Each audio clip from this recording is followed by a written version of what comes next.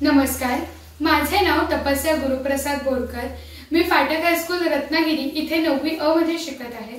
माझा विषय आहे टिळकांचे बालपण, जिद्द आणि देशभक्ती।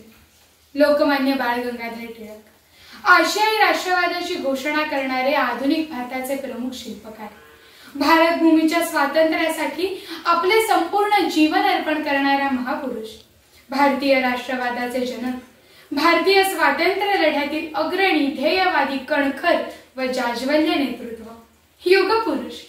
अहो, आपण लोकमान्यांविषयी बोलणं म्हणजे ज्योतीने तेजाची आरती।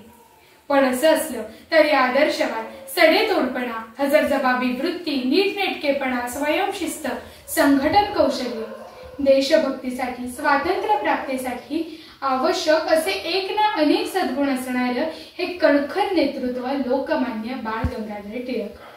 भारताच्या परावलंबित्वाच्या पारतंत्र्याच्या काळात 23 जुलै 1856 रोजी जन्माला आलं। बाळाचे पाय पाळण्यात दिसतात असं म्हणतात। अभ्यास झाला की बाळ आजोबांकडे स्वातंत्र्य युद्धाच्या क्रांतिकारकांच्या कथा ऐकण्यासाठी जात असे। मोठा झाल्यावर मीही माझ्या मातृभूमीची अशीच सेवा करेन ही जिद्द, हा विचार मनात खोलवर रुजला होता। टिळकांच्यात लहानपणापासूनच स्वाभिमान जागृत होता। वृत्ती जिद्दी, निर्भय, बोलणं ठाम आणि हजरजबाबी होतं। याचंच उदाहरण म्हणजे त्यांच्या शालेय जीवनातील मी शेंगा खाल्ल्या नाहीत त्यामुळे मी ही शिक्षा भोगणार नाही हा प्रसंग तर आपणा सर्वांना ज्ञात आहेच। त्यांनी याच गुणांच्या जोरावर इंग्रज सत्ताधीशांना त्यांच्याच भाषेत दिलेलं बाणेदार उत्तरही आपणास ज्ञात आहे। स्वराज्य हा माझा जन्मसिद्ध हक्क आहे आणि तो मी मिळवणारच, ही ती सिंहगर्जना। गांधीजींच्या आधी ते पहिले पुरुष होते ज्यांचा भारतीयांकडे पाहण्याचा दृष्टिकोन इतका खोल होता। वासुदेव बळवंत फडके हे त्यांचे आदर्श होते, पण हा झुंजार सेनानी हरला कारण त्याच्या पाठीशी लोकांचे बळ नव्हते, लोकशक्ती नव्हती। म्हणूनच हे टिळकांनी जाणलं आणि म्हणून जर इंग्रजांशी सामना करायचा तर तो केवळ बळाच्या जोरावर नव्हे तर बुद्धीच्या जोरावर हे धोरण निश्चित करून त्यांनी सर्वप्रथम सामान्य लोकांना संघटित करायला सुरुवात केली। यासाठी सार्वजनिक शिवजयंती, सार्वजनिक गणेशोत्सव असे उत्सव सुरू केले। लोकमनात देशनिष्ठा, देशप्रेम, इंग्रजांविरुद्ध चीड, स्वदेशीचे प्रेम जागृत करण्यासाठी भाषणे, सांस्कृतिक कार्यक्रम करून या संघटित समाजाला ते एक विधायक वळण देऊ लागले। हेच कार्य त्यांनी मराठा व केसरी या 2 वृत्तपत्रांच्या माध्यमातूनही चालवले होते। केसरीचे संपादक म्हणून कार्यरत असताना सरकारचे डोके ठिकाणावर आहे काय, उजाडले पण सूर्य कुठे आहे अशा लेखातून इंग्रज सरकार विरोधी लेखन केल्याबद्दल त्यांना शिक्षाही भोगावी लागली। टिळकांच्या भाषेत एवढे सामर्थ्य होते की एखाद्या भ्याड व्यक्तीच्या ठायीही स्वातंत्र्याची लालसा निर्माण होईल।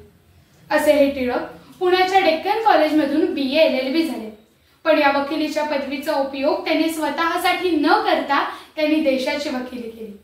लहानपणीच ठरवल्याप्रमाणे त्यांचे कॉलेजमधील मित्र गोपाळ गणेश आगरकर यांच्या सहकार्याने त्यांनी न्यू इंग्लिश स्कूलची स्थापना केली आणि राष्ट्रीय शिक्षणाचा विस्तार केला।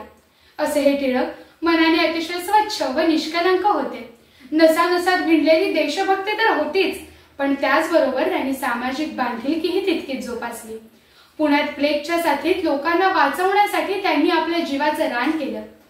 टिळकांना असत्य व अन्यायाबद्दल खूप चिड होती।